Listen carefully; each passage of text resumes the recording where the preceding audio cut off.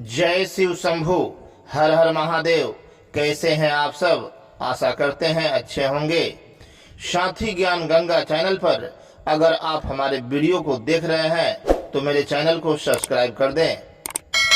देखिए, आज के दौर में शिव चर्चा का बहुत जोर शोर से माहौल बन गया है।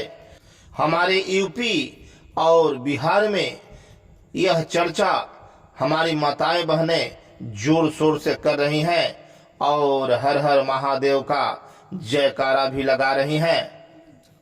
कहते हैं कि अगर भगवान भोलेनाथ को अपना गुरु मान लिया जाए तो फिर इस दुनिया में और किसी भी चीज की जरूरत नहीं। आपको खुद ब खुद ज्ञान की प्राप्ति हो जाती है और भगवान भोलेनाथ की भक्ति मिल जाती है। चारों तरफ शिव चर्चा का माहौल तो है ही, और शिव चर्चा है क्या, इसके विषय में हम आज आपको बताने वाले हैं।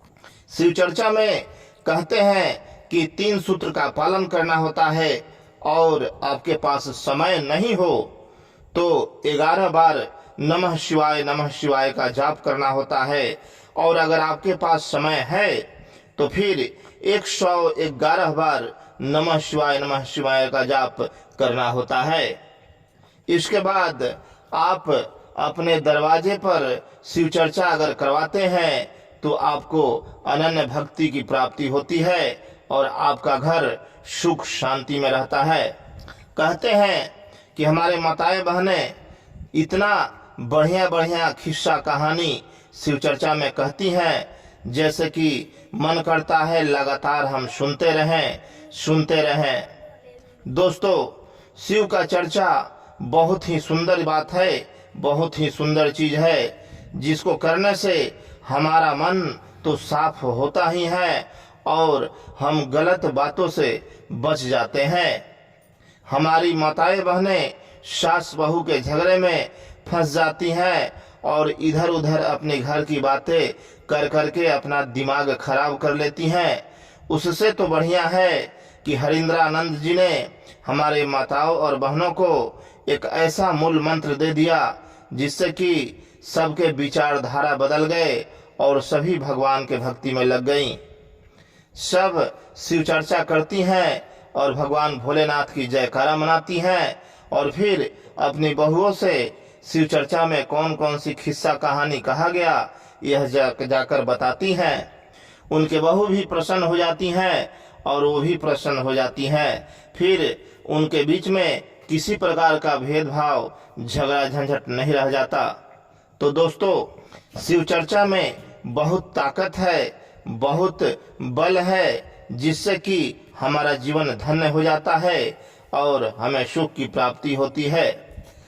हम सभी व्यक्तियों को शिव चर्चा करना चाहिए।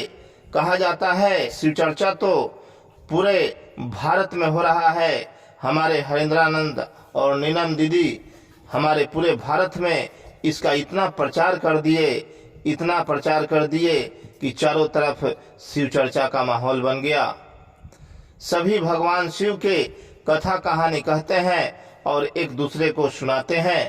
कहते हैं कि भगवान शिव को गुरु मानने से पहले एक रुद्राक्ष का छोटी सी माला होती है जो हाथ में पहनना होता है, और भगवान भोलेनाथ का एक माला अपने गले में पहनना होता है, और फिर भगवान भोलेनाथ के शिव चर्चा में लग जाते हैं। आपका सारा दुख दूर हो जाता है और जीवन सफल हो जाता है।